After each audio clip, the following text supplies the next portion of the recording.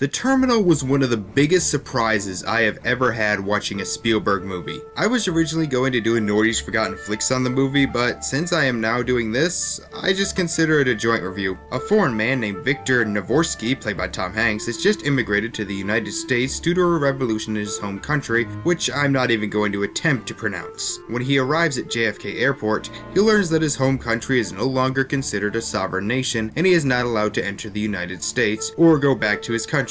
And because he has a very low English vocabulary, communication to Americans is extremely hard. So he takes up residence in the airport, helping employees and travelers, and even striking up a romance with a flight attendant named Amelia Warren, played by Catherine Zeta-Jones. He even manages to get somewhat of a job renovating the terminal. Meanwhile, the head of the airport security, named Frank Dixon, played by Stanley Tucci, wants to get him out of the terminal. Okay, the premise is a little weird. The bad guy wants what the good guy originally wanted, but has decided he doesn't really want. It's weird, but I actually like it quite a bit. While I will say the first two acts aren't anything that special. They're good, they're funny, they're charming, they're fun to watch. You know how in most rom-coms there's that third act breakup where the two characters have some kind of misunderstanding and decide they hate each other, moping through most of it, before eventually getting back together? Yeah, don't you hate that? Well, that's what I thought the movie was leading up to. Amelia sees that Victor lives in the terminal, and at first she is angry at him for this. For about 30 seconds I thought, oh, you can't be serious. The thing that leads to the third act breakup is him living in a terminal? But then, something amazing happens. They talk, she stops being angry, and then they move on.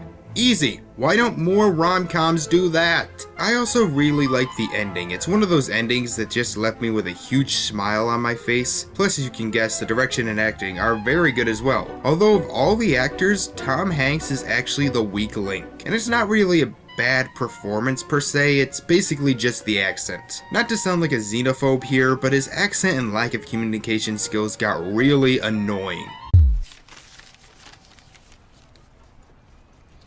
Yellow taxi cab, please.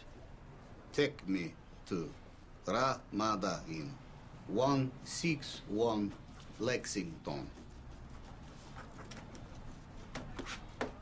Staying at the Ramada Inn? Keep the change. Do you know anyone in New York?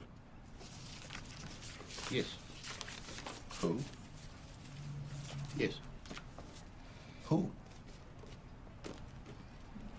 yes. No, do you know anyone in New York? Yes, yes, Who? yes. And honestly, sometimes it didn't feel like a language issue, more that Tom Hanks was playing Forrest Gump again.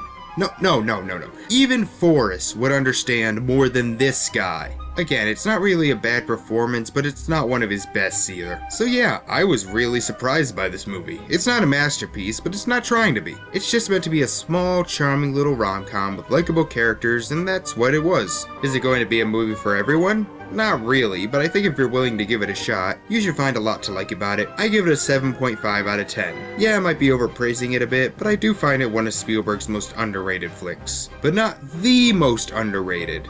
We'll get to that one next time. See you then.